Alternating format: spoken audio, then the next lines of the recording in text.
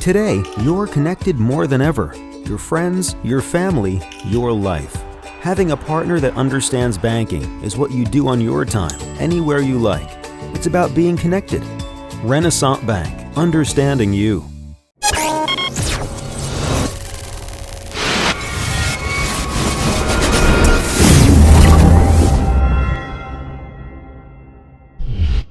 Sponsored by Renaissance Bank.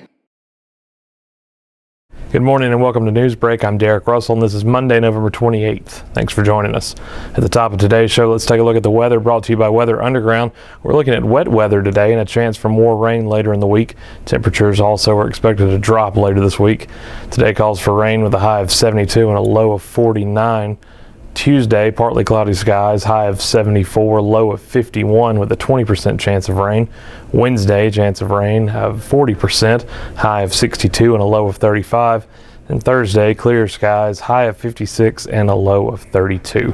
For more weather, visit djournal.com/weather. Our top stories for today. School officials are crediting hard work for large gains recently made by Shannon High School. The Lee County School has dramatically improved its graduation rate and also benefited from a culture shift. In 2015, Shannon had a graduation rate of 56.6%, and the school was ranked D by the Mississippi Department of Education. In 2016, 78.3% of students graduated with a traditional diploma, and the school's letter grade ranking rose to a C. Principal Bill Rosenthal said the climb began in 2013 when Shannon was designated a priority school by the MDE for having a graduation rate below 60%. Rosenthal said one of the most effective strategies was to begin focusing on helping freshmen. The school implemented a 9th grade academy that helps those students separate and focuses on helping them successfully transition to high school.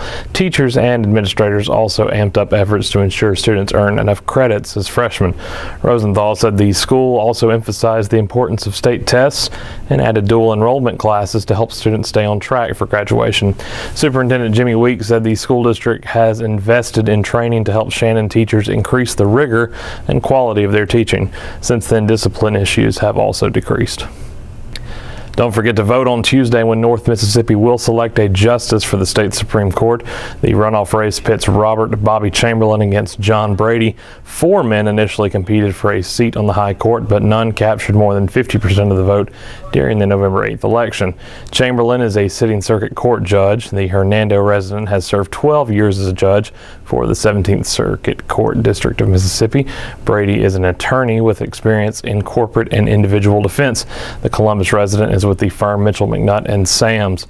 Both men are seeking to fill the seat of Ann Lamar, who chose not to seek re-election and will retire when her term ends in December. The 9 members of the state Supreme Court are elected in nonpartisan races from 3 regional districts. State Supreme Court justices serve 8-year terms. Polling places will be open from 7 a.m. until 7 p.m. on Tuesday. Kids, parents, and amateur ice skaters visited the Bancorp South Arena on Saturday as ice skating returned to the venue. Drew Lumsden, who manages ice skating at the Bancorp South Arena, said last year nearly 10,000 people came through the doors to twirl and fall on the rink.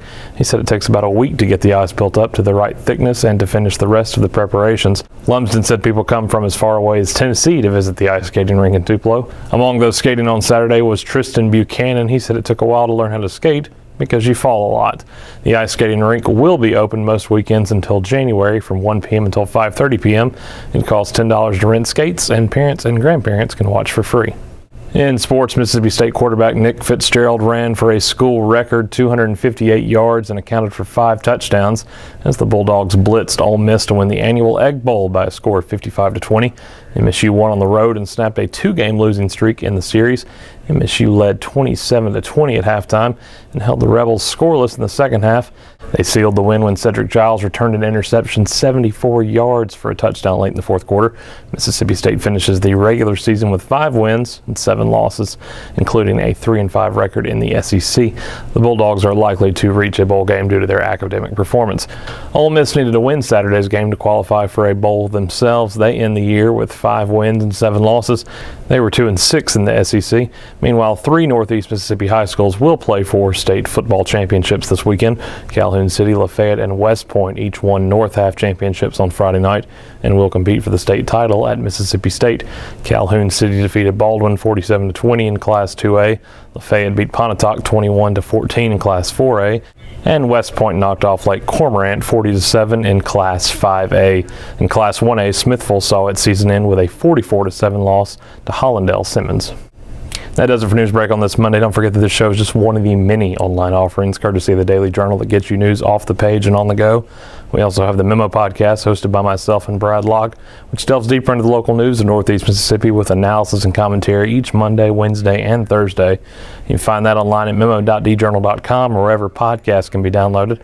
And this afternoon, you can watch the Capitol View webcast live at 2 at djournal.com. That's where Daily Journal Capitol Bureau Chief Bobby Harrison and Brad Locke discuss what's happening in state politics.